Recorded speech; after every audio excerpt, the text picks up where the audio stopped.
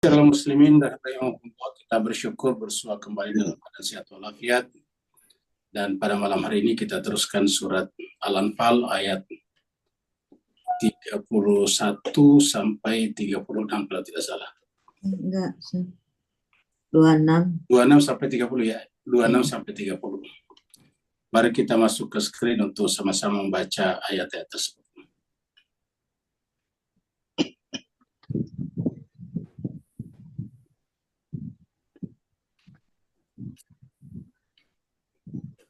أعوذ بالله من الشيطان الرجيم بسم الله الرحمن الرحيم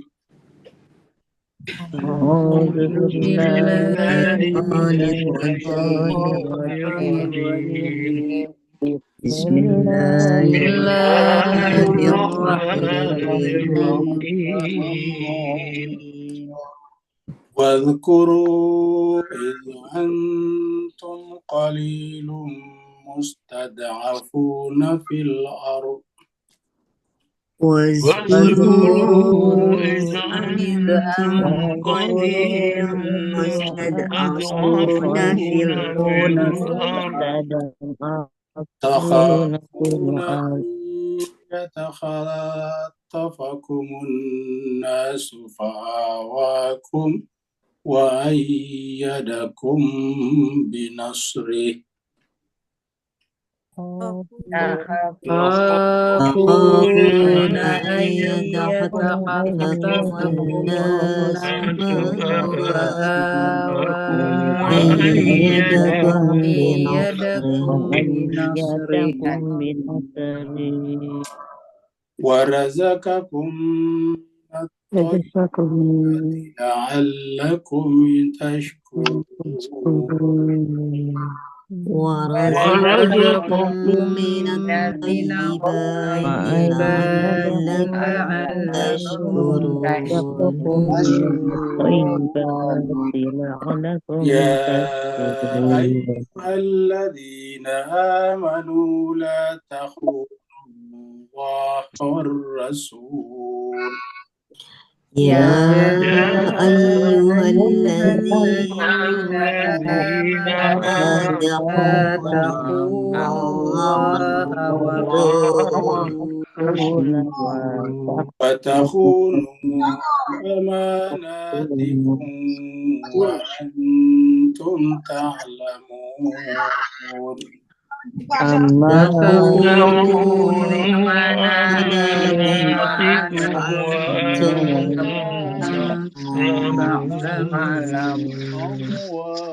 واعلموا أنما أموالكم وأولادكم فتنة واعلموا أنما أموالكم وأولادكم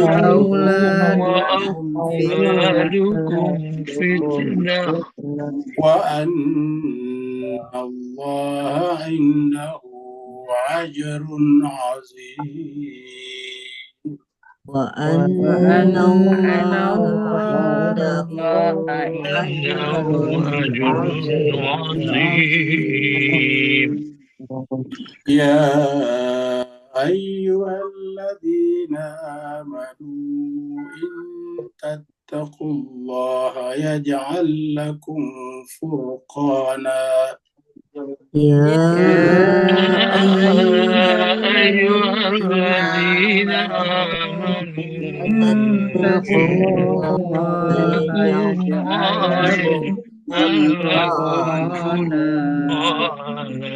ويكفر عنكم سيئاتكم ويغفر لكم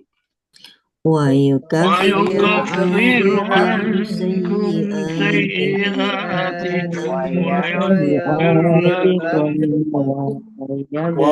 والله ذو الفضل العظيم والله ذو الفضل العظيم وإذ يمكر بك الذين كفروا ليثبتوك أو يقتلوك أو يخرجوك وإذ وإذ يمكر يمكر بك بك الذين الذين كفروا ليثبتوك أو يثبتوك أو يقتلوك أو يخرجوك ويمكرون ويمكر الله والله خير الماكرين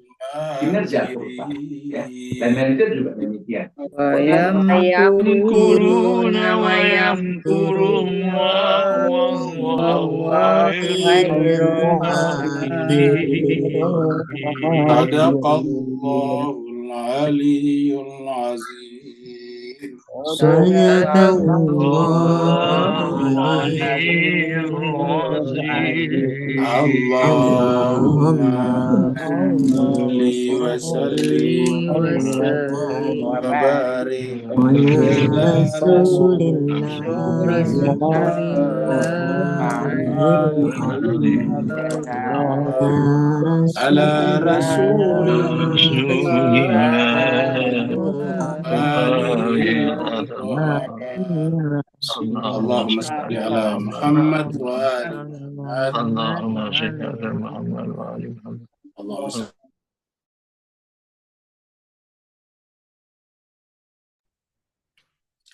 Terima kasih banyak jemaah semuanya yang telah ikut membaca ayat-ayat suci Al-Quran. Kita berdoa dan berharap semoga Allah Subhanahu wa taala menjadikan ayat-ayat tadi sebagai syifa, sebagai penyembuh atas penyakit-penyakit hati kita, warahmah, dan sebagai pelembut jiwa dan hati kita semuanya. Karena Allah menjanjikan bahwa Al-Quran itu adalah syifa'un wa rahmatun lil mu'minin. Atau di tempat lain dikatakan syifa'un lima fis sudur. Al-Quran itu adalah penyembuh terhadap penyakit yang ada di dalam dada kita. Kita teruskan surat Al-Anfal, surat yang ke-8. Al-Anfal secara bahasa artinya sitaan perang. Surat ini turunnya di Madinah, maka disebutlah dengan Madaniyah. Jumlah ayatnya adalah 75 ayat. Dan tadi kita sudah baca sampai ayat yang ke-30. Terakhir kita sudah sampai di ayat yang ke-25. Jadi kita review dulu dari ayat 25, baru lanjut kepada ayat 26. Di ayat 25, Allah SWT berfirman, A'udzubillahi minasyaitonirrajim, Bismillahirrahmanirrahim. Wattaqu fitnatan la tusibanna alladziina zalamu minkum khassah. Takutlah akan terjadinya fitnah. Kita sudah terangkan bahwa fitnah di sini bukanlah seperti bahasa kita di Indonesia, di Singapura, ataupun di Malaysia, bahwa fitnah itu menuduh seseorang pada sesuatu yang tidak dilakukan. Itu di kita fitnah seperti itu. Kalau dalam bahasa Al-Quran itu bukan fitnah, itu namanya buhtan.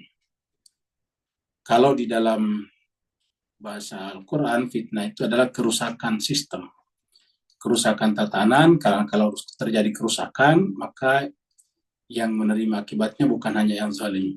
Contohnya terjadi kekacauan, terjadi perang saudara, civil war. Maka mereka yang tidak tahu menahu masalah bisa kena bom juga rumahnya, bisa kena tembak di jalan, pokoknya bisa jadi korban. Bahkan sekolahnya juga akan dihancurkan sehingga anak-anaknya tidak bisa sekolah. Nah, itu adalah contoh fitnah. Jadi makanya Al-Quran mengingatkan kita, jangan sampai kita menjadi, baik kita sebagai individu, personal, ataupun sebagai kelompok, komunitas, masyarakat, jangan sampai kita menjadi sebab munculnya fitnah. Karena kalau kita menjadi sebab munculnya fitnah, maka seluruh efek negatif ataukah dampak negatif yang terjadi padanya kita tanggung dosanya. Kenapa? Karena kita punya saham, punya share di dalam kejadian fitnah tersebut. Karena sudah jelas dikatakan bahwa fitnah itu la tusibanna alladziina zalamu minkum khassah. Tidak hanya menimpa orang zalim di antara kalian secara khassah, secara khusus, secara khas. Wa'lamu, dan ketahuilah anna Allah, sungguhnya Allah syadidul iqab. Allah itu adalah sangat keras siksanya. Artinya bahwa kalau fitnah terjadi, akibatnya, endingnya nanti akan bisa sangat-sangat bermasalah. Kita lihat misalnya di beberapa negara yang pernah mengalami peperangan, perang saudara, maka lama sekali baru bisa kembali lagi normal.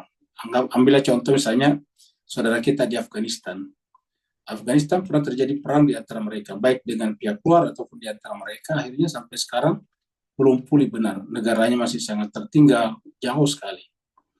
Begitu ya saudara kita di Suriah juga begitu. Kita lihat juga di Libya juga begitu. Sampai sekarang Libya hampir tidak bisa lagi disembuhkan seperti sedia kala. Butuh waktu berpuluh-puluh tahun untuk kembali normal. Oleh sebab itulah Allah ingatkan jangan sampai kita secara pribadi, secara kelompok, secara komunalitas menjadi penyebab munculnya fitnah. Maka sedapat mungkin kita hindari fitnah itu. Karena akibatnya adalah syadidul iqab. Sekarang kita masuk pada ayat baru.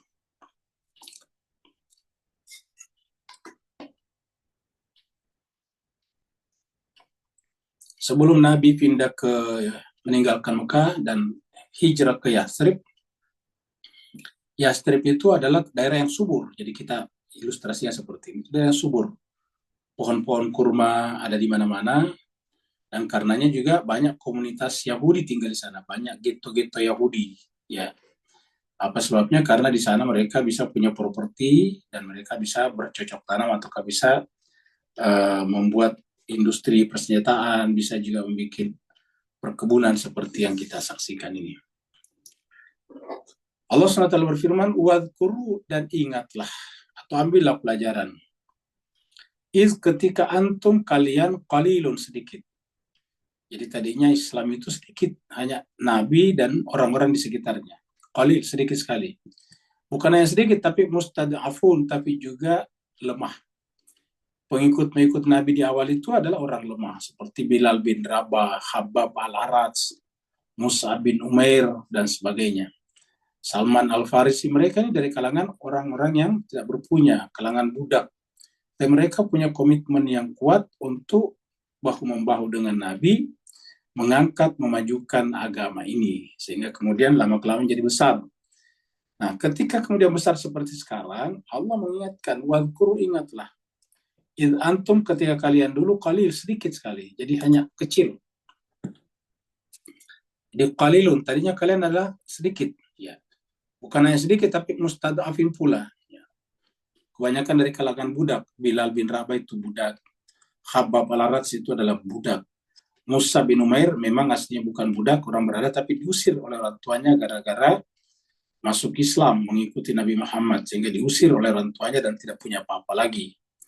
Begitu juga misalnya Salman al-Farisi, dia adalah orang Persia, pengembara, mencari nafkah dari satu tempat ke tempat lain dan mencari orang-orang yang bisa mempekerjakannya. Jadi seperti itu, lemah. Mustad'afun fil ard, terutama di Mekah. Sedemikian lemahnya, sedemikian sedikitnya kata ayat ini, takhafuna an yatakhattafakumun nasu. Sampai kalian selalu dilanda ketakutan untuk yatakhattafun nas. Jangan kalian seperti Bilal bin Rabah. Bilal bin Rabah itu kemudian ditangkap ataukah disiksa oleh majikannya. Begitu ketahuan kalau dia masuk Islam, dibaringkan di padang pasir yang panas siang hari, berhari-hari, lalu kemudian dicemuti, dicambuk. Dan dan hanya satu saja, yaitu agar mereka kembali ke agama jahiliyah, agama nenek moyang mereka. Setiap cambukan apa kata Bilal? Ahad, ahad, ahad. Seperti itu. Begitu juga dengan seperti yang kita bicarakan tadi, Musa bin Umair. Itu adalah anak tunggal dari seorang wanita kaya di Mekah yang namanya Khunas binti Malik. Tapi karena keislamannya dia diusir, dia dikeluarkan dari keluarganya, tidak boleh lagi balik dan tidak membawa apa-apa kecuali yang dipakainya. Nanti kemudian menjadi pimpinan rombongan yang datang ke Yastrib atau Madinah. Dan termasuk yang syahid di perang Uhud bersama dengan Hamzah. Nah, jadi ini adalah yatakhattafakumun nasu. Lalu kemudian fa'awakum, Allah memberikan tempat bagi kalian. Di mana? Yaitu di Madinah, Yastrib. Jadi kata-kata fa'awakum di sini maksudnya di Madinah. Jadi kalian kemudian tiba-tiba ditampung di Madinah. Kemudian orang-orang Madinah, orang-orang Yastrib, kemudian berlapang dada menerima mereka semuanya.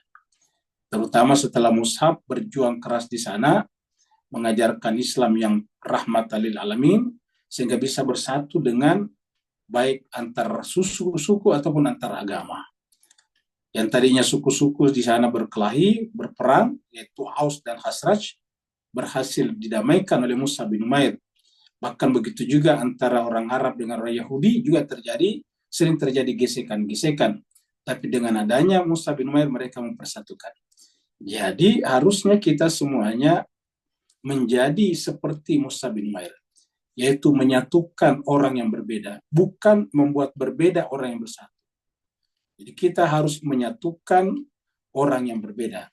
Kita harus menciptakan persatuan di antara keragaman itu. Bukan mengeksploitasi keragaman untuk menciptakan segregasi, pertentangan, apalagi civil war, perang saudara. Tidak seperti itu. Ya.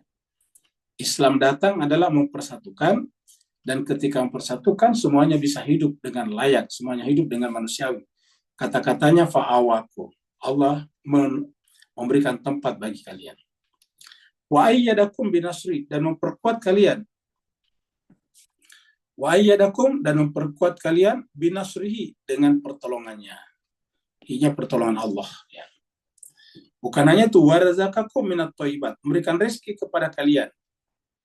Ya, ingat di Madinah itu adalah tempat yang subur seperti yang kita gambarkan tadi. Jadi warazakakum minat thayyibat, Allah memberikan rezeki kepada kalian dari yang baik-baik. Ini menjelaskan kepada kita bahwa kalau kita berjalan di jalan Allah, ya kita hanya berpikir menjalankan tugas ketuhanan. Persoalan yang lain-lain Tuhan yang ngatur. Ini coba kita lihat. Nabi, sahabat-sahabatnya tidak pernah berpikir tentang tempat yang baik, tentang pertolongan, tentang rezeki nanti di sana. Tetapi karena perjuangannya, dan itu berkali-kali dicoba, Nabi mencoba untuk meminta tempat di Ethiopia, tetapi kemudian ditolak. Kemudian Nabi meminta tempat di Taif, ditolak juga. Jadi bukan hanya sekali. Ini selalu kita katakan bahwa Nabi itu tidak menyelesaikan masalahnya hanya dengan doa, tetapi dengan ikhtiar, bahkan dengan perjuangan. Kita tahu ketika Nabi datang ke Taif, itu dilempari batu, diusir dengan kasar. Badannya berbau kotoran, dan kemudian pakaian putihnya menjadi berdarah-darah. Tapi ketika malaikat meminta untuk berdoa agar Taif itu dihancurkan, Nabi mengatakan tidak. Allahumma hdi qaumi fa innahum la ya'lamun. Ya Allah, beri hidayahlah kepada orang Taif itu. Mereka adalah kaumku juga, mereka adalah umatku juga. Maka mereka melakukan perbuatan kasar itu kepada saya karena mereka belum paham. Ahum la ya'lamun. Inilah jiwanya Nabi. Akhirnya kemudian Nabi ditolak di Taif, akhirnya kemudian mengutus Mus'ab untuk merintis jalan ke Yasrib. Dan ternyata Mus'ab dengan rombongan kecilnya di sana berhasil mendamaikan suku-suku yang selalu perang saudara, dan berhasil mendamaikan antara orang Arab dan orang-orang Yahudi Nasrani. Akhirnya kemudian apa yang terjadi? Yasrib atau ke Madinah menjadi kondusif untuk berkembang biaknya ajaran kebenaran. Maka di sana apa yang terjadi? Allah berikan tempat, Allah berikan pertolongan, Allah berikan rezeki minat thayyibat, dari yang baik-baik. Dan tinggal sekarang la'allakum tashkurun, bersyukur. Jadi la'allakum tashkurun. Mudah-mudahan dengan begitu kalian bersyukur. Jadi la'allakum tashkurun. Mudah-mudahan dengan begitu kalian bersyukur. Apa artinya bersyukur? Kita menerima. Jadi kita belajar di kejadian ini. Jadi kalau kita sudah bertauhid, ya kita pikir Allah saja. Kita melayani Tuhan, Tuhan pasti akan melayani kita. Allah mengatakan, aufu bi'ahdi, ufi bi'ahdikum. Kalau kalian memenuhi janjinya kepadaku, aku akan memenuhi janji kepadamu. Jadi jangan justru kita menggantungkan hidup perjuangan kita kepada benda-benda. Ya. Lihatlah saudara-saudara kita di Timur Tengah, di Palestina, Hamas, di di Lebanon, Hizbullah, itu kan luar biasa. Dana besar sekali dibutuhkan. Tidak pernahkah mereka minta-minta? Jawabannya tidak pernah. Kalau mau bantu aja, tapi mereka tidak pernah minta-minta. Saudara kita di Yaman, saudara kita di Yaman ataukah di Ansarullah, apakah mereka pernah membuat proposal kemana-mana? Perjuangan kita butuh sekian, ini dan nggak ada. Ya. Jadi ini harus kita belajar bahwa ayat ini menjelaskan kepada kita kalau kita hanya meminta dan berharap kepada Allah, ingat, hanya meminta dan berharap kepada Allah, maka Allah akan memenuhi kebutuhan kita. Tapi kalau kita dari awal sudah berpikir meminta dan berharap kepada makhluk, kepada manusia, ya kita akan selalu bermasalah dalam kehidupan ini, bahkan dalam perjuangan ini. Jadi warazaqakum minat thayyibati la'allakum, ayat menjelaskan kepada kita. Ingat ayat sebelumnya itu kan penuhilah permintaan Allah. Ya, istajibu lillahi walir rasul iza da'akum lima yuhyikum, kan begitu. Nah, ketika kita memenuhinya, Allah menjelaskan, cobalah ingat, kalian tadinya sedikit, lemah pula di muka bumi, bahkan orang-orang bersekongkol, berkonspirasi untuk menculik, membunuh kalian, tetapi kemudian Allah menyelamatkan kalian dengan memberikan tempat, memberikan pertolongan, dan bahkan memberikan rezeki. Minat thayyibat, dari rezeki yang suci, yang baik. Sekarang tinggal la'allakum tashkurun. Kita sekarang harus membaca ayat ini. Kita harus belajar. Adalah menjadi kontradiksi kalau kita mengajarkan tauhid, tapi kita tidak bergantung kepada Allah. Kita mengajarkan tauhid, kita kasih kuliah tauhid, kita kasih Al-Quran, tapi tidak bergantung kepada Allah. Gimana ceritanya? Ya. Jadi harus mengajar tauhid itu bukan hanya ajaran, bukan hanya konsep, tetapi sekaligus tindakan, sekaligus perilaku. Itu namanya tauhid. Jadi kita tunjukkan bahwa kita tidak meminta dan berharap kepada Allah Subhanahu wa taala. Karena seperti ayat ini, fa'awakum wa ayyadakum binasrihi wa razaqakum minat thayyibati la'allakum tashkurun. Tidak ada lebih jelas daripada ayat seperti ini. Ini jelas sekali. Ya. Karena kalian berbuat, berjuang, bahkan Nabi pada saat itu pendukungnya kebanyakan orang kecil seperti Bilal bin Rabah, tapi kemudian apa yang terjadi? Islam menjadi besar sampai sekarang. Kenapa setelah menjadi besar tiba-tiba kita menjadi kerdil? Selalu hanya meminta dan berharap saja. Ya. Terkadang agama hanya menjadi alat untuk meminta kepada makhluk. Ya. Jadi harusnya kita tunjukkan bahwa tauhid itu adalah tidak ada harapan dan permintaan kecuali hanya kepada Allah, dan itulah makna kalimat la ilaha illallah. Nanti orang-orang akan menggerakkan, kalau memang mereka beriman akan tergerakkan untuk membantu perjuangan itu tanpa harus berminta dan berharap. Kalau mereka juga punya iman, mereka juga punya ketakwaan, mereka tahu sendiri kewajiban-kewajibannya kepada Allah. Karena Allah pun mengatakan, in tansurullah yansurukum. Kalau kalian menolong Allah, agama Allah, Allah akan menolong kalian. Mari kita lihat ayat yang seperti ini. Ini surat An-Nisa. Saya mengatakan, innalladzina tawaffu, surat An-Nisa, surat 4, ayat 97. Innalladzina, sungguhnya orang-orang yang tawaffahumul malaika, yang diwafatkan oleh malaikat, yang malaikat wafatkan. Ya, jadi kalau kita baca di sini, yang malaikat wafatkan. Kalau kita baca dari sini terpaksa menjadi pasif, diwafatkan oleh malaikat. Padahal ini bentuk aktif ya. Zalimi anfus, dalam keadaan menzalimi diri mereka. Apa yang maksud menzalimi diri mereka di sini? Yaitu mereka tidak berdaya tadi.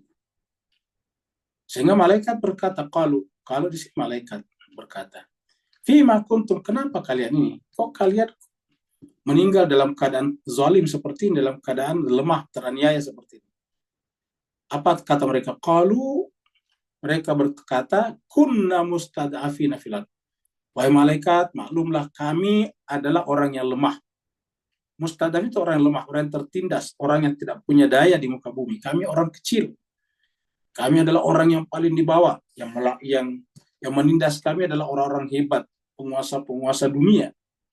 Kunna mustad'afina fil ardh. Qalu, apa jawaban malaikat? Apakah malaikat mengatakan, kenapa kamu tidak berdoa? Bukan. Kata malaikat tidak begitu. Qalu, malaikat berkata, alam takun ardullahi wasi'atan fatuhajir fiha. Bukankah bumi Allah itu luas? Harusnya kamu berhijrah di sana. Berhijrah dalam pengertian beraktivitas. Ya, jangan hanya menerima nasib seperti itu. Berbuatlah.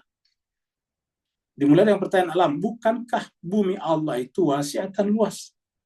Ya, fatuhajir fiha, berhijrah. Nah, inilah yang dilakukan Nabi tadi di ayat ini, jemaah sekalian. Berhijrah ke Madinah, dan di sana dia awakum, dia diberikan tempat, ditolong, ingat binasrihi, maka yang menolongnya namanya Ansarullah, ya kan, namanya Muhajirin dan Ansar, ya.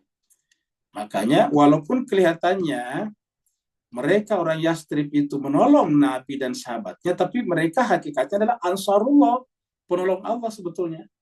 Karena mereka Nabi dan sahabat-sahabatnya datang ke sana bukan maunya, tapi perintah Allah. Makanya hakikatnya menolong mereka adalah menolong Allah. Ya, binasrihi. Maka dikatakan itu adalah pertolongan Allah. Maka mereka disebut dengan Ansarullah. Karena mereka yang menerima. Nanti kata-kata fa'awaw, ini kita ketemu lagi di akhir surat Al-Anfal. Nanti kita ketemu ini, fa'awaw. Ya. Wa nasarhu juga ada. Binasrihi juga ada di surat Al-Anfal akhir nantinya. Ya. Nanti kita akan bicara tentang hijrah. Nah, kalau kita loncat dulu ke sana, mari kita lihat supaya ada bayangan. Ya. Ini surat Al-Anfal, ayat-ayat terakhir. Ya. Ya, ini 73.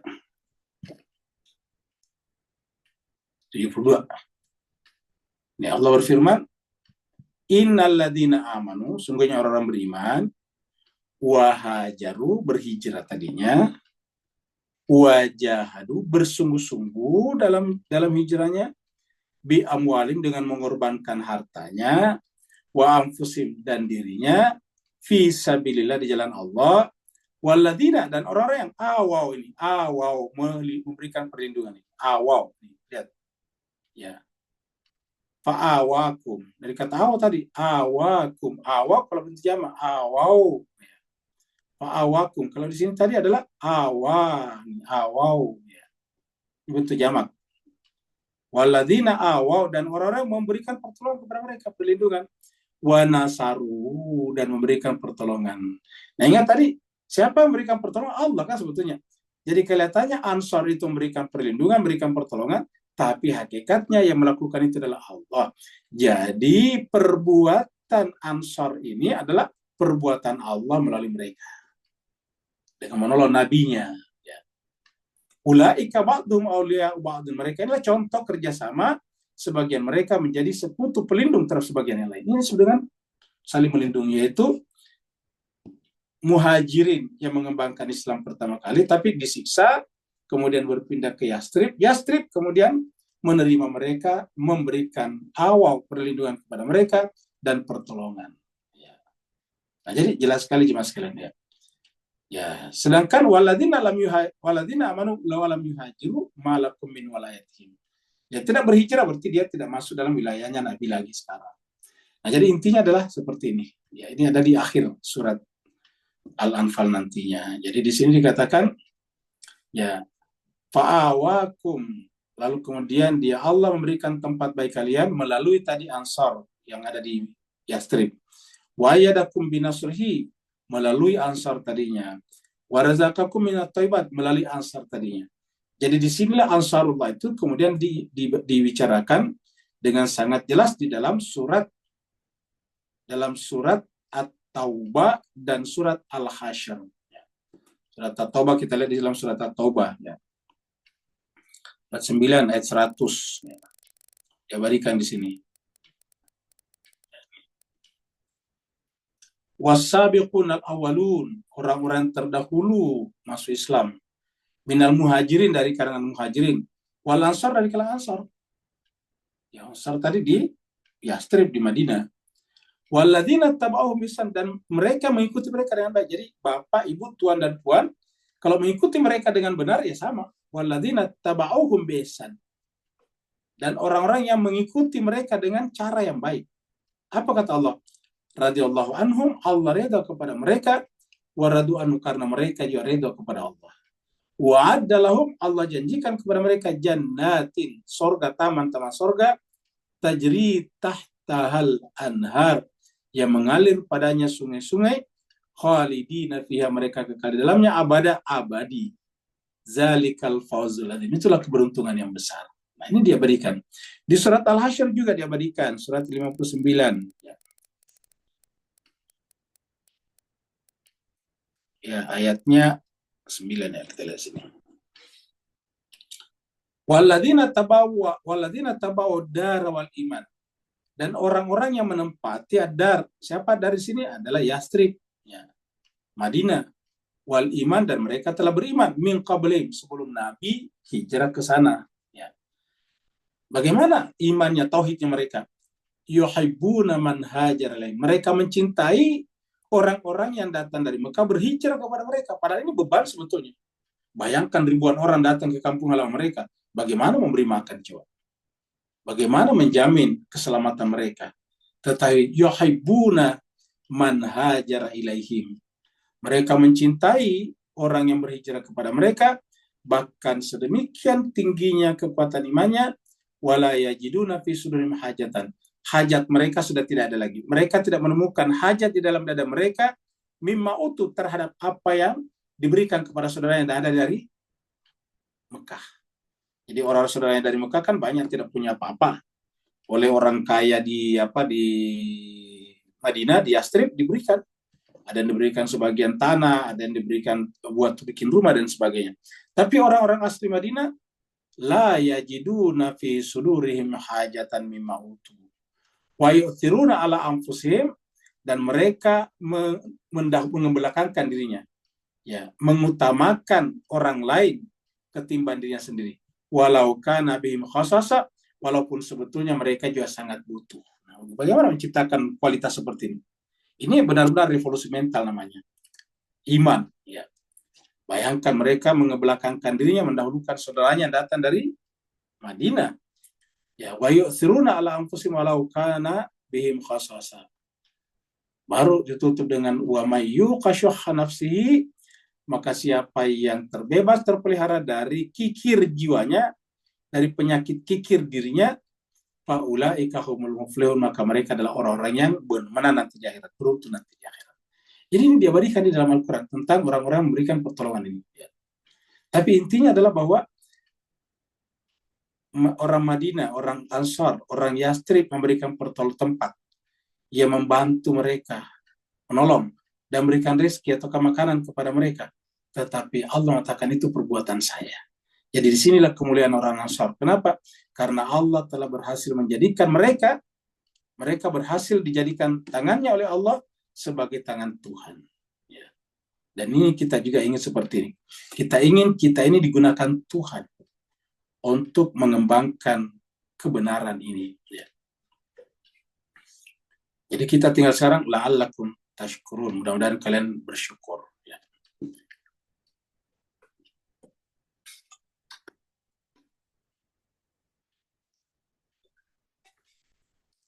Mas kalian kalau lihat ini ada di video kita, ada background-nya bagus tuh di atas bacanya tadi.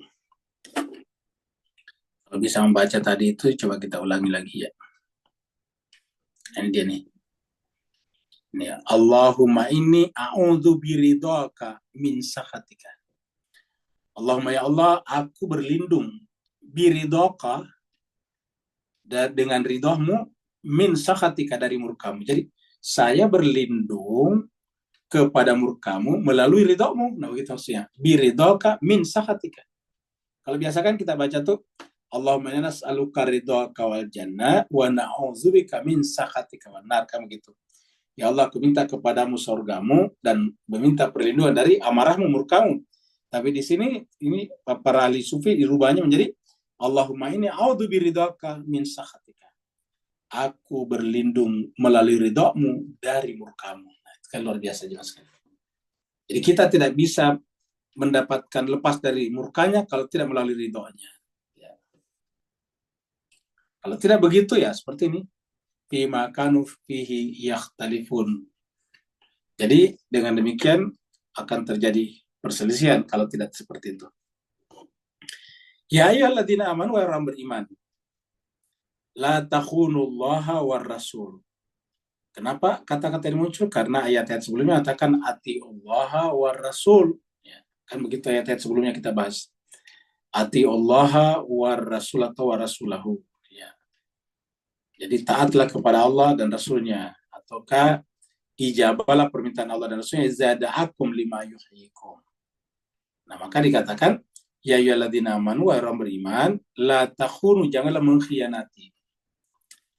Jadi janganlah takhunu, kalian mengkhianati Allah dan Rasulnya. Ya. Apa sebabnya? Kalau Allah dan Rasul saja kita khianati, ya apalagi amanah kita sendiri. Ini pasti kamu akan mengkhianati amanat kalian. Artinya kalau kalian mengkhianati Allah dan Rasulnya, pasti kalian akan mengkhianati amanat kalian. Ya Allah saja dan Rasul dikhianati, apatah lagi amanat sendiri. Saya misalnya kalau kita ingin mencari teman atau sahabat ataupun teman hidup yang baik, sederhana, carilah orang yang bagus hubungannya dengan orang tuanya, memuliakan orang tuanya. Kalau yang bersangkutan tidak memuliakan orang tuanya, ya pasti bisa dipastikan tidak mungkin memuliakan kita, Anda, Bapak, Ibu semuanya. Kenapa? Ya orang tuanya saja tidak dimuliakan, apalagi kita, apalagi Anda, apalagi Bapak, Ibu semuanya. Kenapa? Orang tua itu kan tidak punya pamrih, ikhlas, seikhlas-ikhlasnya. Tapi orang yang berpamrih pun mereka tidak muliakan, bagaimana pula dengan orang lain yang berpamrih kepadanya? Ya, kan kita sesama manusia berpamrih. Ya, suami istri itu berpamrih, kalau tidak berpamrih tidak bisa membangun hubungan karena ada kepentingan bersama di situ. Ya, beda dengan orang tua. Jadi wa takhunu amanatikum, dan kalian mengkhianati amanat kalian. Jadi kalau kalian mengkhianati Allah dan Rasulnya, maka otomatis takhunu amanatikum. Niscaya kamu pun akan mengkhianati amanat-amanat kalian. Wa antum ta'lamun, dan kalian melakukan itu dalam keadaan sadar, mengetahui. Ya. Wa antum ta'lamun. Jadi jemaah sekalian, artinya apa? Siapa yang ingin memegang amanah yang ada di tangannya, entah itu amanah pangkat, jabatan, atau apapun juga, maka harus dimulai dengan memelihara amanah kita kepada Allah dan Rasulnya. Ya. Kalau kita tidak bisa melihara amanah Allah dan Rasulnya, ya kita tidak bisa melihara amanah kepada sesama. Maka kita lihat di sekalian berbahagia, kacau balaunya sistem birokrasi, pemerintahan, dan sebagainya, banyak korupsi dan macam-macam. Melindungi judi online. Kenapa kira-kira? Ya karena mereka sendiri mengkhianati Allah dan Rasulnya. Perjudian itu kan dilarang oleh Allah dan Rasulnya. Tapi mereka hidup dari situ. Nah, maka kita lihat negara pun dikhianati. Amanat yang negara berikan kepadanya tidak dilaksanakan dengan baik. Digunakan untuk apa? Memperkaya dirinya dan kelompoknya. Jadi, wala la takhunullah wa rasulah. Karena kalau kamu mengkhianati Allah dan Rasulnya, wa takhunu amanatikum. Bagaimana cara membuktikan kalau kita tidak mengkhianati Allah dan Rasulnya? Cara yang paling gampang, yang paling sederhana adalah mulailah memelihara sholatnya. Mulai memelihara sholatnya. Siapa yang tidak memelihara sholatnya, berarti tidak memelihara amanatnya dari Allah dan Rasulnya. Karena amanat Allah dan Rasul kepada kita yang paling jelas adalah sholat. Jadi sholat itu adalah amanah Allah dan Rasulnya kepada kita. Allah itu mengamanahkan kepada kita melalui Rasul, dan Rasul menerima amanat itu melalui peristiwa yang sangat penting, Isra Miraj. Wa takhunu amanatikum wa antum ta'lamun. Kita lihat di sini. Surat Al-Ahzab. Ini ada kata amanat. Inna, sungguhnya kami aradnal amanatah. Kami telah menawarkan amanah. Ya, kita artinya sini menawarkan amanah. Ataukah proposal amanah alas samawati kepada langit, ya, kepada lapisan-lapisan alam semesta ataukah lapisan-lapisan alam spiritual, wal ardi, dan juga kepada bumi ataukah bisa diartikan dengan alam materi, wal jibal, dan juga gunung-gunung. Tapi langit, bumi, dan gunung fa'abaina, mereka semuanya enggan, tidak berani menerima amanah itu. Fa'abaina an yahmilnaha, mereka enggan. Aba itu kan enggan, aba wastakbara. Mereka enggan, mereka tidak berani an yahmilnaha, untuk menerima, memikul amanah itu. Jadi kita lihat. Jadi langit, bumi, dan gunung tidak berani mau menerima amanah itu. Itulah sebabnya ada hadis qudsi mengatakan bahwa alam semestaku tidak kuat menanggung aku, memikul aku. Yang bisa memikul aku, menanggung aku adalah jiwa manusia. Jadi begitu powerfulnya jiwa manusia. Nah, karena mereka baina ayyahmilnaha wa ashfaqna minha. Ya. Lalu kemudian dia ashfaqna minha. Artinya kemudian semuanya ini langit, bumi, dan gunung-gunung sepakat untuk menolaknya. Menarik diri. Kita artikan asfaqna minha, menarik diri daripada proposal amanah tadi, tawaran amanah tadi. Lalu siapa pemikulnya? Wa hamalahal insan. Yang memikulnya adalah al-insan. Wa hamalaha al-insan. Yang memikulnya adalah manusia. Jadi manusia yang bisa memikulnya. Jadi dengan demikian manusia itu adalah di atas langit, bumi, dan gunung-gunung. Karena langit, bumi, dan gunung-gunung tidak siap menerima amanah tersebut. Hanya manusia yang menerimanya. Ya. Tapi sayang seribu saya, innahu kana zaluman jahula. Manusia itu zalim dan jahil kapan? Ketika dia mengkhianati amanah tersebut. Dengan demikian kezaliman dan kebodohan manusia, patokannya, parameternya adalah amanah ini. Makanya dikatakan tadi, jangan sampai mengkhianati amanah Allah. Karena kalau kita mengkhianati Allah, hakikatnya mengkhianati diri kita sendiri. Zaluman jahula. Ya, ini. Saya kira jelas ya penjelasan ayat ini dari surat Al-Ahzab ayat 72 tadi. Ya. Jadi jangan pernah mengkhianati Allah dan Rasulnya, karena niscaya kamu akan mengkhianati amanah kalian, sementara kalian mengetahuinya. Wa antum ta'lamun.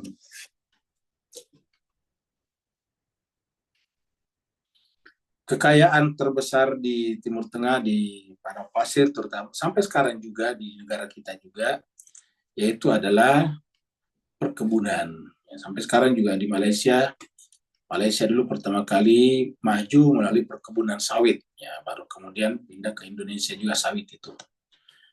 Ya, jadi kalau di Singapura kan memang jasa servis yang memajukan ekonominya, dan itu juga adalah kekayaan juga, amwal juga.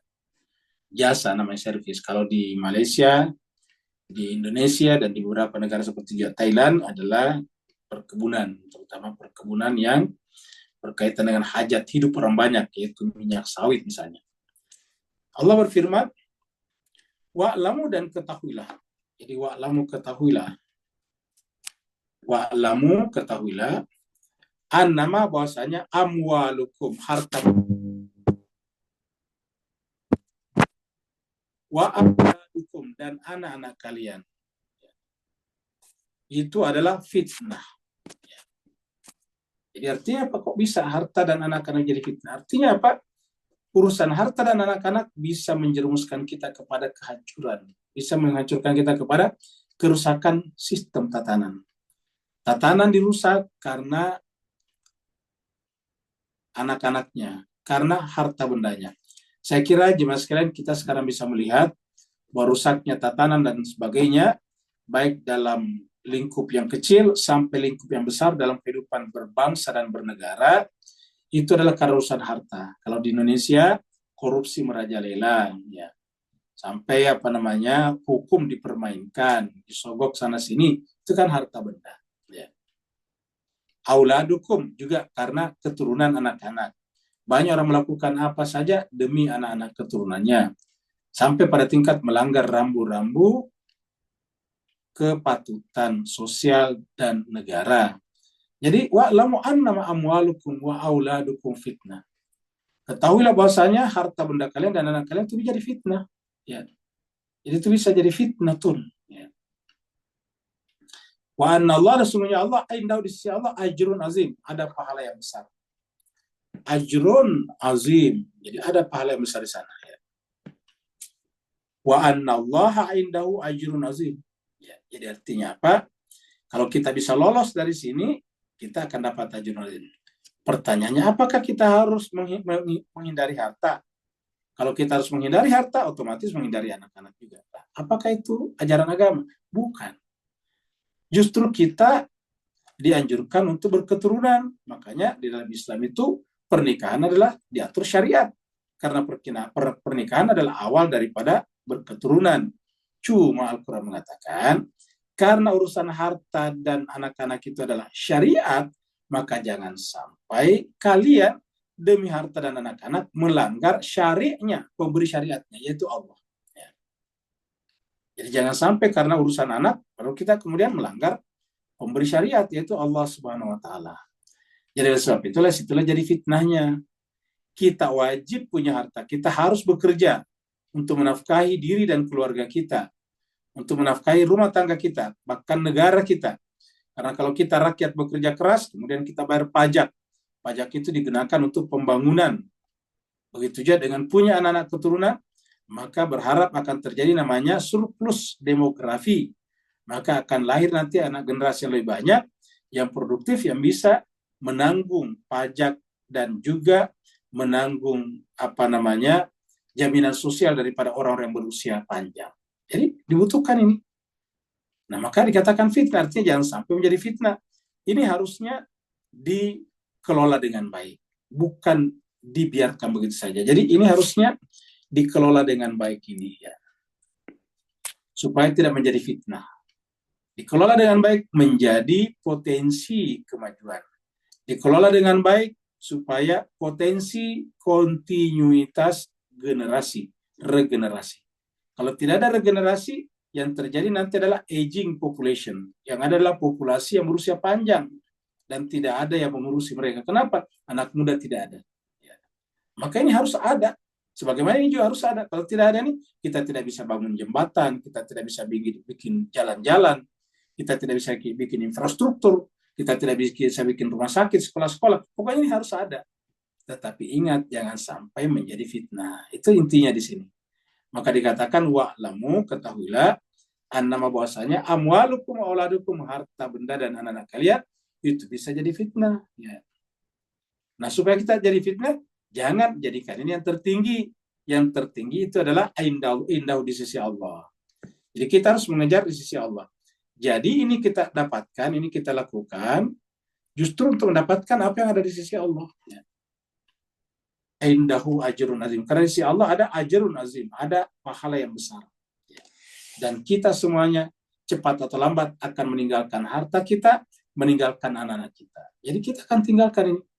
Kita tidak akan kekal bersama harta kita, kita tidak akan kekal bersama dengan anak-anak kita. Kita akan meninggalkannya.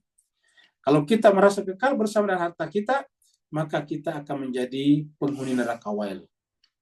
Karena penghuni neraka wail itu adalah yasabu anna malahu akhlada. Mal itu bentuk tunggal dari amwal. Ini amwal bentuk jamak, tunggalnya mal. Ya, dalam surat Wailun itu, wailul likulli humadatil lumada alladzi jama'a malan malan wa addada yasabu anna malahu akhlada. Kenapa? Karena dia menganggap malnya itu mengekalkannya, padahal tidak. Jadi hanya merupakan alat untuk berjalan ke akhirat. Begitu ya dengan anak-anak kita. Ya. Anak kita adalah kita didik agar menjadi kelanjutan daripada amal jariah kita setelah kita meninggal dunia. Jadi Al-Quran mengatakan wa'lamu annama amwalukum wa auladukum fitnah. Ya. Sini kita lihat surat Al-Maidah. Ya. Allah berfirman, wa hasibu alla takuna fitnatun. Ya. Banyak orang menyangka bahwa apa yang mereka lakukan itu tidak menimbulkan fitnah. Hasibu ini adalah orang-orang yang membunuh nabi-nabi. Ini ahli-ahli kitab terdahulu yang kemudian menolak bahkan membunuh nabi-nabinya. Karena tempat lain dikatakan fariqan kadzabtum wa fariqan taqtulun. Sebagian nabi kalian dustakan dan sebagian nabi kalian bunuh. Nah, wahasibu mereka menyangka bahwa dengan membunuh atau mendustakan nabinya tidak menimbulkan fitnah. Alla takuna fitnatun. Artinya kalau kita menolak kebenaran nabi dan rasul, otomatis kita akan terjerumus ke dalam fitnah. Apa yang terjadi setelah terjadi fitnah? Fa'amu, kita menjadi buta. Itu tadi terjadi perang saudara misalnya. Fa'amu menjadi buta, persaudaraan hilang. Wasamu tuli, tidak mau lagi mendengar keluh kesah orang lain, penderitaan orang lain. Summa, tapi umat-umat sebelumnya setelah kejadian itu kacau mereka lama kemudian menyadari bahwa ternyata jalan hidupnya salah, mereka bertobat. Summa taballahu alaihi. Tapi Allah menerima tobatnya. Tetapi apa yang terjadi? Setelah berlalu beberapa waktu, summa amu, kemudian mereka menjadi buta lagi. Ya. Wasamu tuli lagi. Ya. Katirumin, sebagian dari mereka seperti itu. Sebagian dari mereka buta lagi, tuli lagi setelah berlalu beberapa lama. Wallahu basirun bima ya'malun. Allah lah yang mengetahui apa yang mereka kerjakan. Ya. Kita lihat surat Yunus, surat 10 ayat 85. Ya. Ini bahkan ada doa ini. Ya, di surat Yunus 85-86 ini, Ada doa supaya kita jangan sampai menjadi objek fitnah, jadi sasaran fitnah. Artinya apa? Kalau terjadi fitnah, jangan sampai kita masuk dalam perangkapnya, terkena. Ya. Faqalu, mereka berkata, Allah tawakkalna, kepada Allah lah kami bertawakal, seraya berdoa. Ini doanya. Di Bapak Ibu kalau ingin menambah doanya, ini surat 10 ayat 85. Ya. 10:85. Ya. Mas Kaiser bahagia, jemaah kita yang boleh dikata tidak pernah absen, tidak pernah goib. Sekarang sudah beberapa alamat tidak ada, yaitu Pak Rum. Pak Rum ini sedang ada di Amerika, di New York, mengunjungi anaknya di sana. Anak beliau itu kerja di UN, PBB. Ya. Kerja di PBB, jemaah Kaiser bahagia. Ya, Pak Rum itu. Mungkin ada beberapa bulan di sana baru pulang. Jadi sekarang masih di sana. Nah, jemaah Kaiser bahagia, anaknya ini tadinya sekolah di Jerman, lalu nanti kemudian apply di PBB dan diterima. Waktu mau dulu sekolah di Jerman, ya punya cerita sedikit dengan Pak Rum ini, nanti di cross check dengan Pak Rum. Jadi cerita sedikit dengan Pak Rum ini, waktu anaknya mau sekolah di Jerman itu tiba-tiba yang akan menampung di sana itu menolak. Kan kalau orang mau sekolah di sana harus ada penjaminnya di sana, penjamin. Menerimanya di sana. Tiba-tiba mengundurkan diri. Oh, bingung, datang kepada membicarakan itu kepada saya. Gimana Pak Ustadz ini? Anak saya pergi ke Jerman, tiba-tiba yang mau menanggung tadinya di Jerman itu mengundurkan diri. Ya.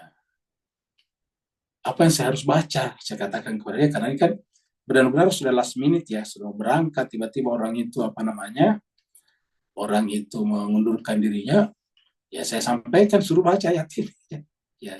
Baru coba baca ayat ini terus-menerus setelah selesai salat. Ya, kata Baru, setelah rajin baca ayat ini, tiba-tiba ditelepon oleh teman lamanya, tidak pernah ketemu, dia mengatakan bahwa kalau ada anaknya mau sekolah, suruh ke saya aja. Itu di Jerman juga. Akhirnya, singkat cerita, anaknya kuliah di Jerman. Setelah selesai kuliah di Jerman, nanti kemudian, singkat ceritanya, ada pendaftaran di UN, di United Nations, di PBB, Perserikatan Bangsa-Bangsa, maka kemudian diterima. Jadi sekarang anaknya beliau itu kerja di PBB. Ya. Sekarang beliau ada mengunjungi anak dan cucunya di sana. Ya, sudah punya anak, sudah menikah. Nah, jadi Mas Kaiser bahagia, ini doanya nih. Ya. Rabbana wahai Tuhan kami, la taj'alna fitnatan. Wahai Tuhan kami, janganlah Engkau menjadikan kami fitnah. Menjadi sasaran fitnah. Ya. Jangan Engkau menjadikan kami sasaran fitnah, menjadi kacau semuanya. Lil qaumil zalimin, dari orang yang zalim. Rabbana la taj'alna fitnatan lil qaumil zalimin. Ya Allah, janganlah Engkau menjadikan kami sasaran fitnah dari kaum yang zalim. Wa najjina, dan selamatkanlah kami. Wa najjina, selamatkanlah kami. Bi rahmatika, dengan rahmatmu, minal qaumil kafirin, dari kaum yang kafir. Menolak. Kata-kata kafir ini menolak. Ya. Jadi cocok tadi dengan kasusnya Pak Rum. Jadi wanajjina bi rahmatika minal qaumil kafir. Selamatkanlah kami dengan rahmatmu dari kaum yang kafir ini, yang menolak kami. Nah, perhatikan ya sekalian, kami meminta perlindungan dari Allah, keselamatan dari mana? Melalui rahmatnya. Sama tadi doa yang kita lihat. Apa doanya tadi? Allahumma inni a'udzu bi ridhaka min sakhatika.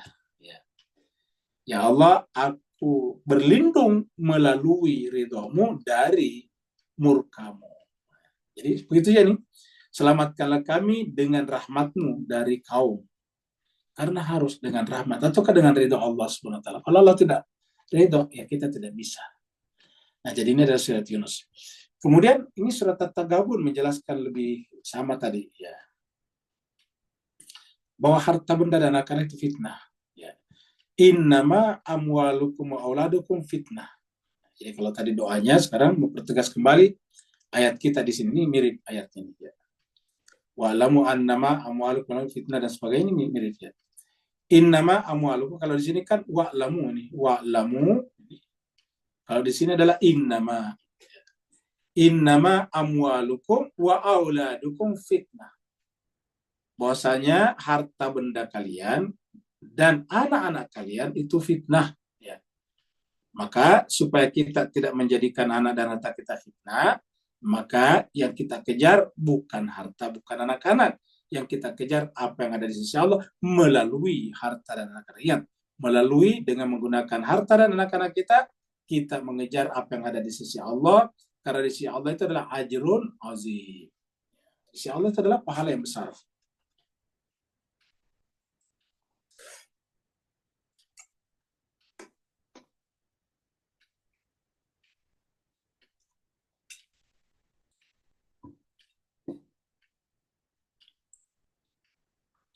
Ya ayyuhalladzina amanu, wahai orang beriman, in tattaqullah, jika kalian bertakwa kepada Allah. Jadi ini ada kata in, jika.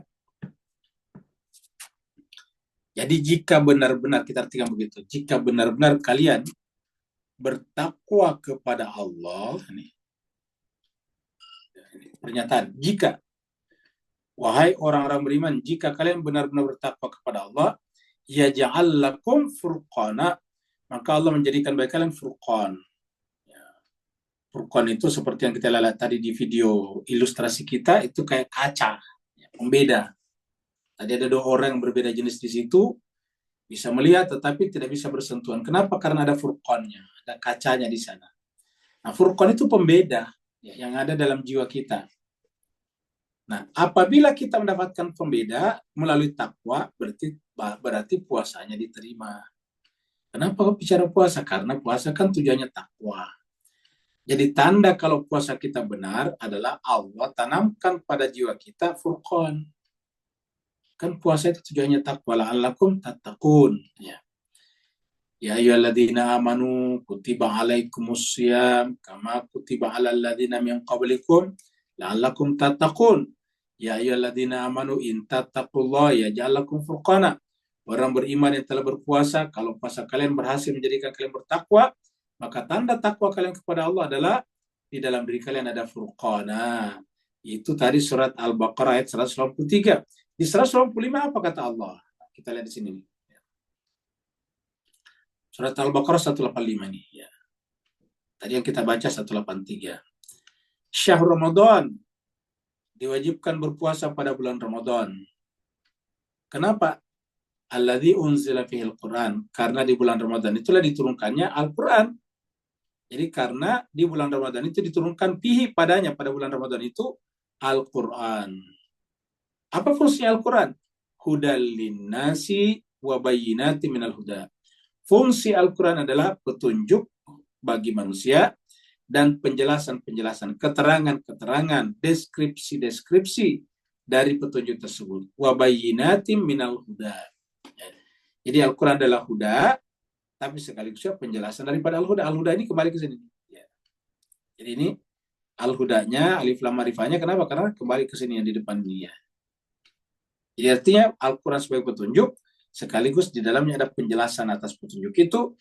Makanya inilah menyebabkan kita katakan bahwa cara paling bagus untuk memahami Al-Quran adalah membahasnya, mentadaburinya secara tartibi dan maudhu'i. Tertib dari awal sampai akhir.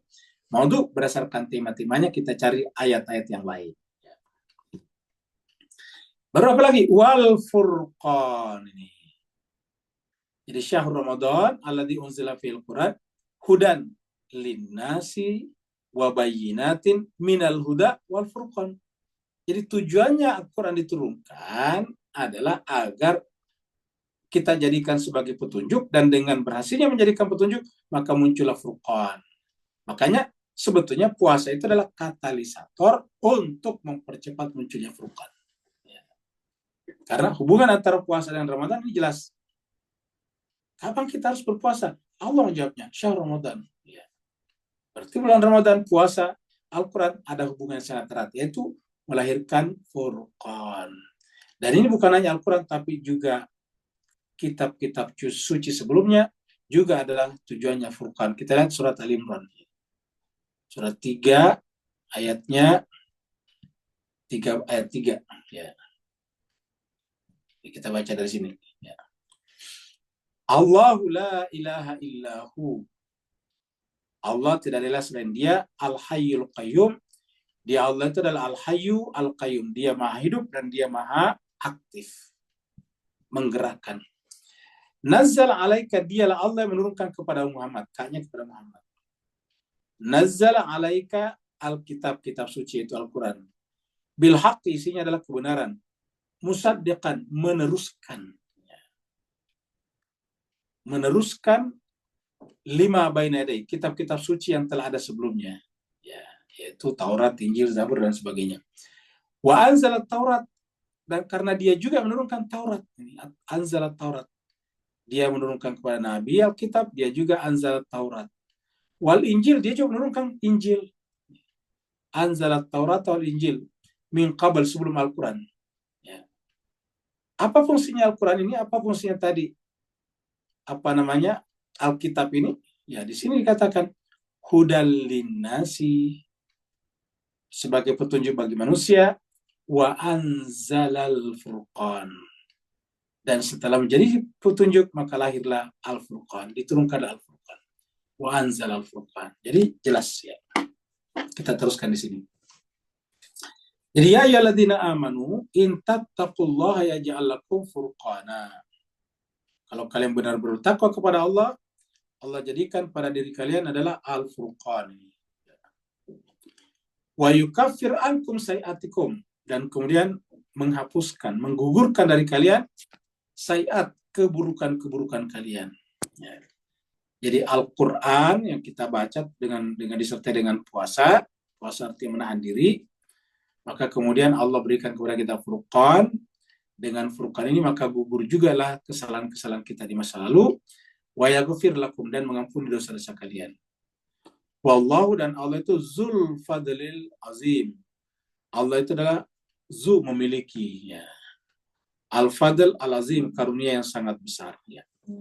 Wallahu Zul Fadlil Azim. Allah itu adalah memiliki, mempunyai Al-Fadl Al-Azim. Jadi Zu itu artinya berkarunia yang besar, yaitu memiliki karunia yang besar. Wallahu Zul Fadlil Azim. Allah memiliki karunia yang besar.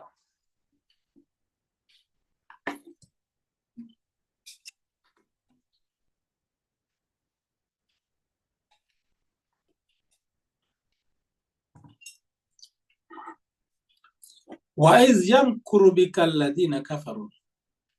Kita tadi bikin backgroundnya bendera Israel, ya. Nah, cuma sekalian, Al-Quran mengatakan begini. Wa iz, dan apabila yamkuru bika, mereka membuat tipu daya kepada Muhammad. Ya. Jadi apabila mereka membuat tipu daya, yamkuru bika, kepada Muhammad. Nah, kita artikan K-nya sekarang kepada umat Islam, terutama di Palestina, di Gaza dan di tepi barat, ya, termasuk Lebanon terakhir ini. Mereka, apabila mereka membuat tipu daya, yamkuru itu makar, yamkuru itu makar, dari kata makar yamkuru. Apabila mereka membuat makar, tipu daya, memperdayakan, membuat sesuatu yang sebetulnya menjebak, kita tipu daya. Tipu daya itu menjebak. Kelihatannya baik tapi menjebak, ya. Wa idh yamkur bika, apabila mereka membuat tipu daya kepada Muhammad. Siapa mereka yang membuat tipu daya itu? Alladzina kafaru. Orang-orang yang kafaru. Alladzina, ya. Alladzina kafaru. Ya, kafaru. Siapakah alladzina kafaru di sini? Ini kan ayat 30. Nanti 38-nya dijawab. Itu Abu Sufyan. Nah, coba kita loncat ke 38. Ini surat Al-Anfal, ya. Surat Al-Anfal di sini, surat 8. Ayat 38.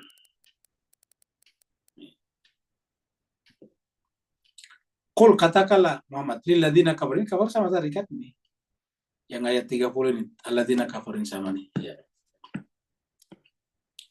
Inilah yang dimaksud, ini kan ayat 30 duluan ini kan. Baru kemudian disebutkan di sini ayat 38 ini 38-nya. Katakanlah Muhammad kepada siapa? Ladzina kafaru. Ladzina kafaru tadi yang di sana. Siapa ladzina kafaru sini? Lihat. Abu Sufyan dan kawan-kawannya.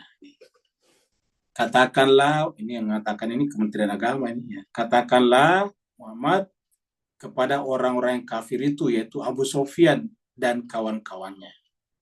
Abu Sufyan dan CS-nya. Abu Sufyan dimaksud di sini. Jadi kita cuma melihat saja bahwa ladzina kafir yang dimaksud di sini Abu Sufyan. Kelanjutannya. membuat makar terhadap Nabi, dan itu terbukti selalu bikin makar kepada Nabi sampai ya diteruskan oleh anak-anaknya. Saya punya anaknya Abu Sofyan, namanya Muawiyah. Siapa cucunya Abu Sofyan dari Muawiyah? Namanya Yazid. Nah begitu. Jadi yang mereka membuat makar kepada Muhammad. Siapa? Alladzina kafaru, yaitu Abu Sofyan. Abu Sofyan. And the gang, kira-kira gitu lah teman-temannya. Ya. Jadi wa iz yamkuru bikal ladzina kafaru. Apabila Abu Sofyan membuat dengan teman-temannya, membuat makar kepada Muhammad untuk apa? Lius bituka, untuk menahan. Jadi waktu Nabi mau hijrah itu kan mereka ingin menahan Nabi. Lius bituka, ya. Kayaknya Nabi Muhammad, ya. Untuk menangkap lah, kalau di sini sebetulnya menangkap. Lius bituka, untuk menangkap kamu. Ingat, Al-Gojo dikirim ke rumah Nabi, ya. Ketika Nabi akan pergi kan digantikan di tempat tidurnya oleh Sayyidina Ali. Jadi lius bituka, untuk menangkap kamu Muhammad. Au yaktuluka, atau kalau bisa membunuh kamu. Yaktuluka. Ayo khrijuka, atau kalau enggak mengusir. Ya. Jadi kalau kita lihat ini, kalau mereka Nabi, kalau kamu tidak bisa menahan Nabi Muhammad tidak bisa menangkapnya, maksudnya kalau kamu tidak bisa menangkapnya, ya lebih bunuh saja. Ya. Kalau tidak bisa membunuhnya juga, ya usir. Ya, jadi diusir dari Mekah. Yukhrijuka. Nah, apa kata ayat ini? Wa iz yamkur bika, apabila mereka membuat, ya Abu Sofyan dengan teman-temannya membuat tipu daya. Wa yamkuruna, dan mereka terus membuat ini. Ini yamkuru dia. Ini bentuknya tunggal karena di belakang sini ini namanya jumlah fi'liyah. Yamkuru bikal ladzina kafaru. Pelakunya kata kerjanya. Kemudian yang kuruna, dan mereka lagi. Ya ini. Nah, ini berubah menjadi jumlah ismiyah di sini. Yang kuruna. Ya, jadi alladzina kafaru, yang mereka melakukan makar. Wah yang kuru, kalau di sini Allah di sini nih. Yang kuru bentuk tunggalnya Allah, pelakunya di sini Allah. Jadi yang kuru di sini dengan kuru beda di sini. Yang kuru di sini pelakunya adalah alladzina kafaru, yaitu Abu Sofyan dengan teman-temannya. Sedangkan yang kuru walaupun tulisannya sama, yang kuru di sini adalah Allah. Wa yang kurun di sini ya mereka. Apabila mereka membuat tipu muslihat dan terus membuat tipu muslihat, tipu daya untuk menangkap engkau Muhammad, untuk membunuhmu atau untuk mengusirmu, ketahuilah bahwa Allah juga bikin makar. Wa yang kurullah, Allah juga bikin makar kepada mereka. Dan ternyata terbukti, kita lihat indahnya makarnya Tuhan. Kelihatannya kan Nabi kalah, diusir dari Mekah. Tapi hanya 5-6 tahun kemudian terjadi Futuh Mekah. Cuma tidak begitu lama. Ya, yang tadinya Nabi Muhammad tidak berkuasa, tidak punya kekuatan di Mekah, tapi begitu sampai di Yastrib, Nabi tiba-tiba punya kekuatan, dan kemudian masuk ke Mekah, terjadilah Futuh Mekah tanpa perlawanan. Luar biasa. Artinya sekarang Nabi kembali ke Mekah, menguasai Mekah, ya. Mengatur Mekah, ya. Ya, mengatur hukum di Mekah dan seterusnya. Mengatur Ka'bah, Baitullah, dan seterusnya. Jadi Allah bikin makar. Dan apa kata Allah? Wallahu khairul makirin. Dan Allah adalah sebaik-baik pembuat makar. Lagi-lagi ayat ini harus kita camkan sekarang, menyaksikan kasus di Timur Tengah. Lihatlah bagaimana mereka membuat makar. Kalau jemaah sekalian memperhatikan kasus terakhir, itu terjadi gencatan senjata antara Hizbullah dengan Israel. Sebetulnya itu sebetulnya tidak begitu tepat. Bukan Hizbullah dengan Israel, tetapi Lebanon dengan Israel. Pemerintah Lebanon. Dan Hizbullah harus patuh. Kenapa?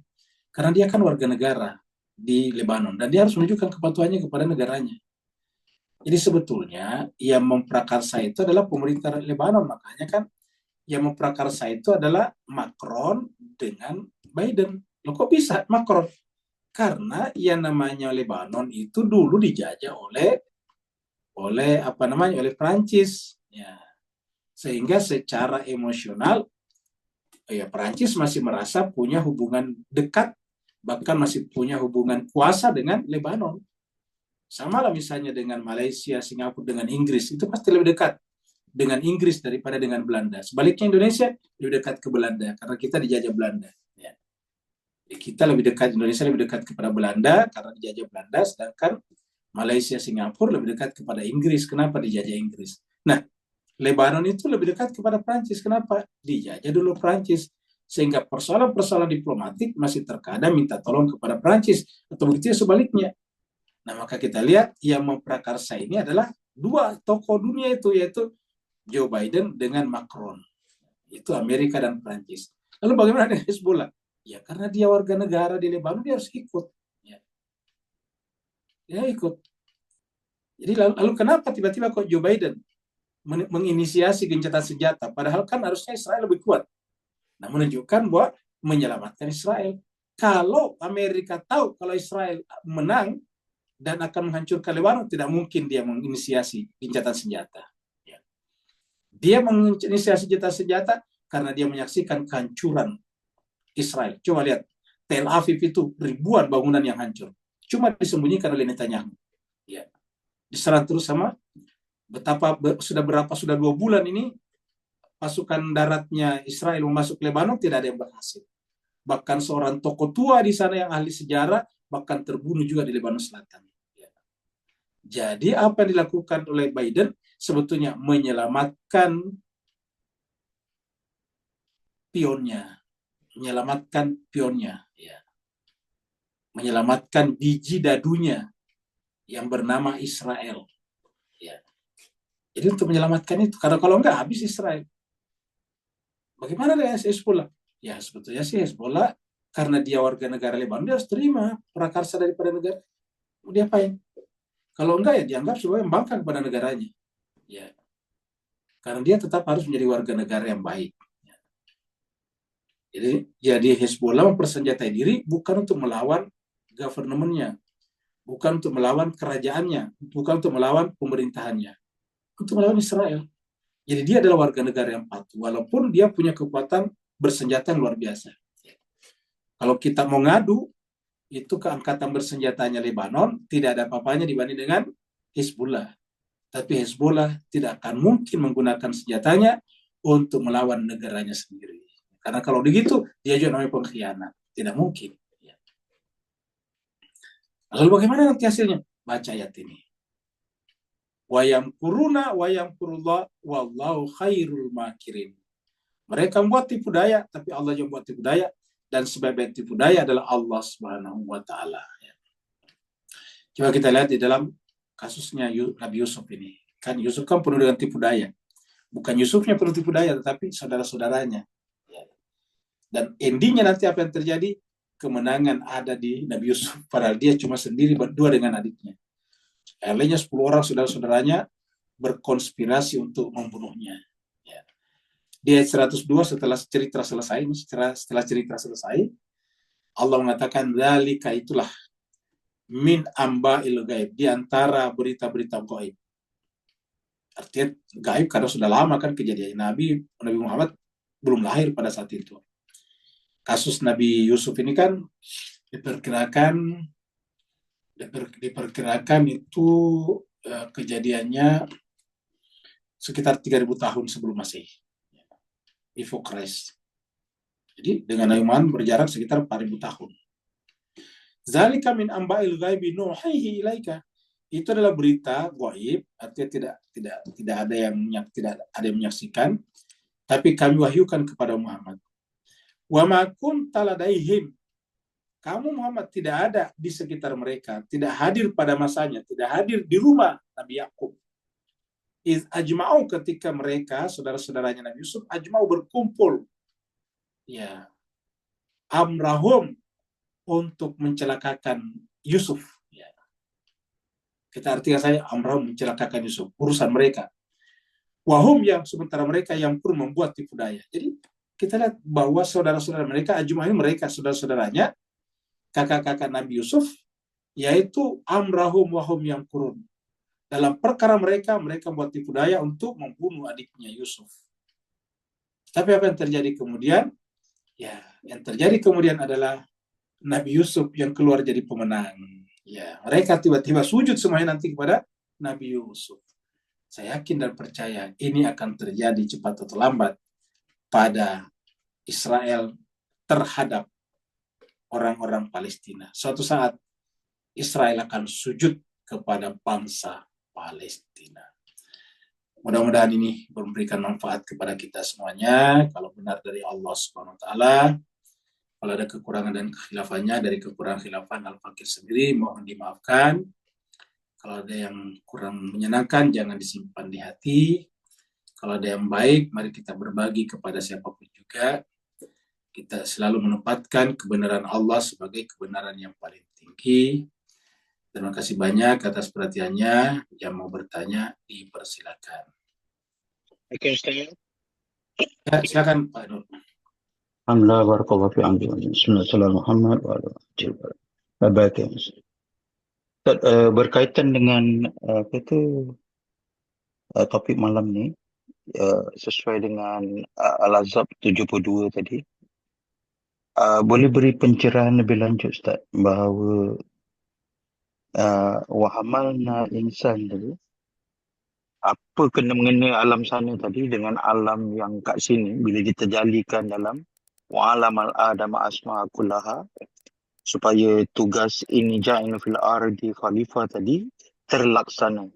Dua-dua pikul amanah.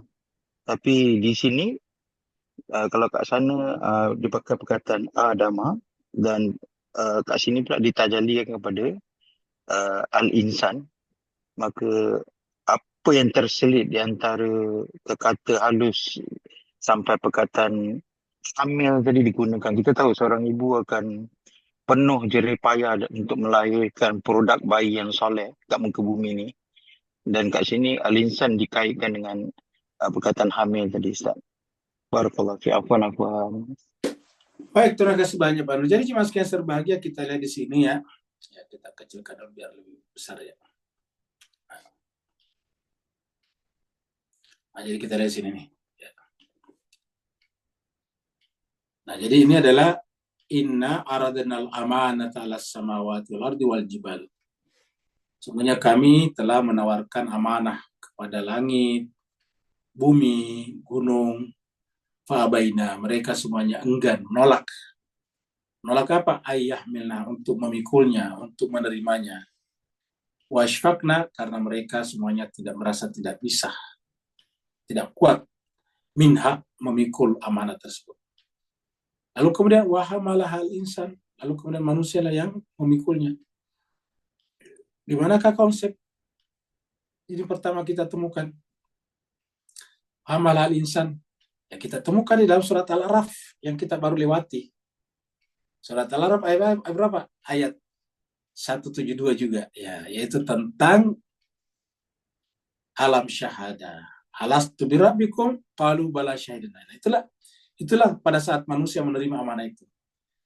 Jadi ketika Allah memberikan amanah itu kepada manusia, Allah ingin mengetes, menguji, mentest manusia, apakah benar ini menerima amanah ini?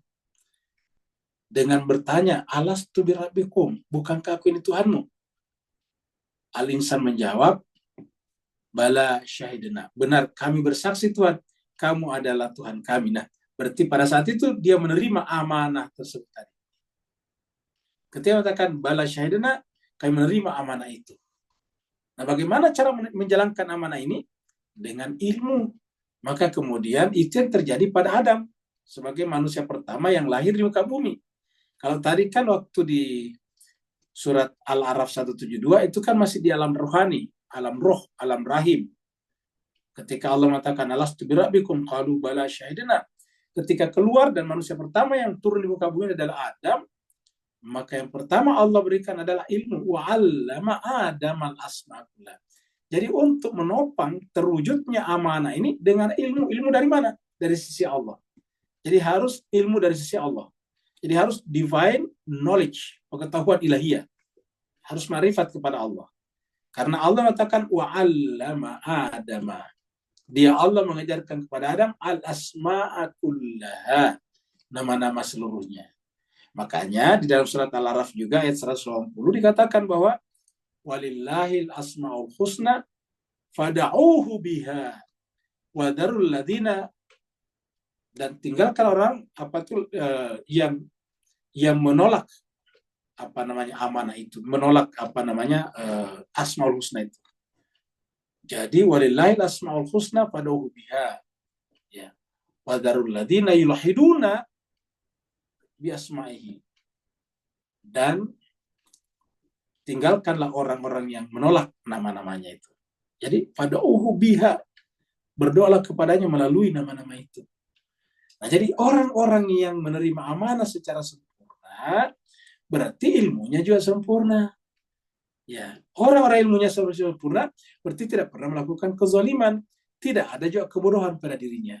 Dari sisi tindakannya tidak ada kezaliman, dari sisi pengetahuannya tidak ada jahal, ya, tidak ada jahula.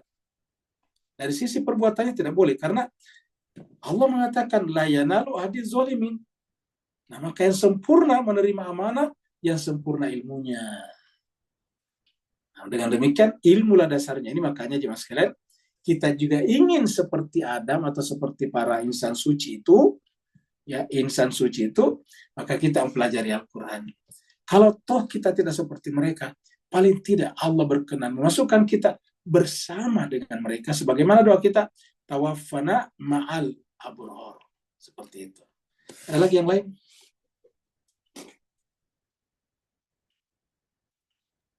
Kalau tidak ada, berarti kita akhiri sampai di sini. Terima kasih banyak atas perhatian Bapak Ibu sekalian. Mohon maaf atas segala kekurangan. Walafu minkum. Wassalamualaikum warahmatullahi wabarakatuh. Waalaikumsalam warahmatullahi wabarakatuh. Syukran jazakallah.